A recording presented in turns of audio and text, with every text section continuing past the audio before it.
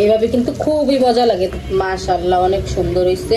দেখেন তরকারিটা কিন্তু বেশ ঘন হয়েছে, ভালো হয়েছে, সুন্দরও হয়েছে। আসসালামু আলাইকুম, সবাই কেমন আছেন? আশা করি সবাই ভালো আছেন। এখানে আলু সিদ্ধ করে নিছি, ডিম সিদ্ধ করে নিছি। সিদ্ধ করার পরে ডিমও সুইলা নিছি, আলুও সুইলা এই যে সাকা সাকা করে কাটা নিছি।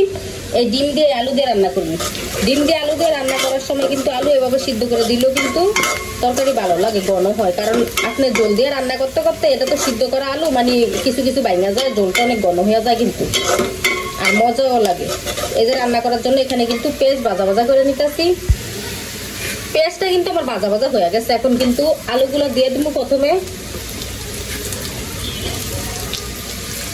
আলুগুলো দেওয়া শেষ। এখন কিন্তু হলুদ, লবণ, মরিচের গুঁড়া, ধনিয়ার গুঁড়া প্লাস সামান্য জিরের গুঁড়া, বেশি মশলা কিন্তু ব্যবহার করতাম না। এখানে আমি রসুন কুচি আর পেঁয়াজ কুচি দিছিলাম। এই যে দেখেন এখানে কিন্তু লবণ দিছি, মরিচের গুঁড়া দিছি, হলুদের গুঁড়া দিছি, এগুলা কিন্তু জিরার গুঁড়া। আর এখানে এই যে এখানে এগুলা কিন্তু ধনিয়ার গুঁড়া। এখন হচ্ছে দয়া সামান্য একটু পানি দিতে হবে। পানি দিয়ে আলুটা কিছুক্ষণ কষিয়ে নিব, বেশি সময় না, যেহেতু এগুলো সিদ্ধ আলু, মানে 2-1 মিনিট কষাইলেই হয়ে যাবে।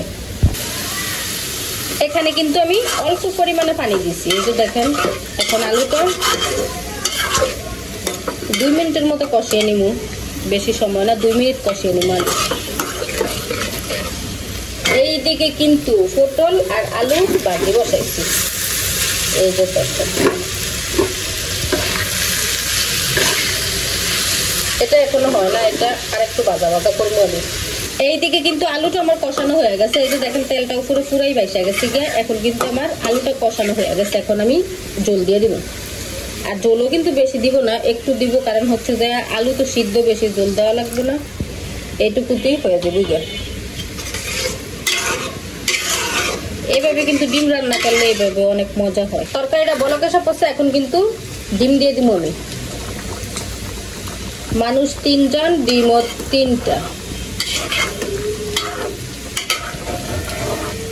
ডিমের তরকারিটা রান্না কিন্তু আমার হয়ে গেছে। এই দেখেন মাশাআল্লাহ কি সুন্দর হয়েছে। এইভাবে কিন্তু খুবই মজা লাগে। আর ওই যে মাংসের সাথে যেরকম পিস করে আলু দেয় না, এগুলা কিন্তু আমি সিদ্ধ করে ওইরকম পিস করে দিছি। কয়েকটা কিন্তু আমি নিজে ইচ্ছা করি কয়েকটা খুসুন দিয়েও ভাঙা দিছি, মানে এই যে জল দেওয়ার পরে আর কি, একটু তরকারিটা ঘন হওয়ার জন্য। এইভাবে কিন্তু খুবই মজা লাগে। রান্নার অবস্থাটা দেখেন, রান্নার মানে তরকারির এই দেখেন কালারটা কত সুন্দর। মাশাআল্লাহ অনেক সুন্দর হয়েছে, খাইতেও কিন্তু খুবই মজা হইতো। এই দেখেন তরকারিটা কিন্তু বেশ ঘনও হয়েছে, ভালোও হয়েছে, সুন্দরও হয়েছে। সবাই ভালো থাকবেন, সুস্থ থাকবেন, আল্লাহ হাফেজ।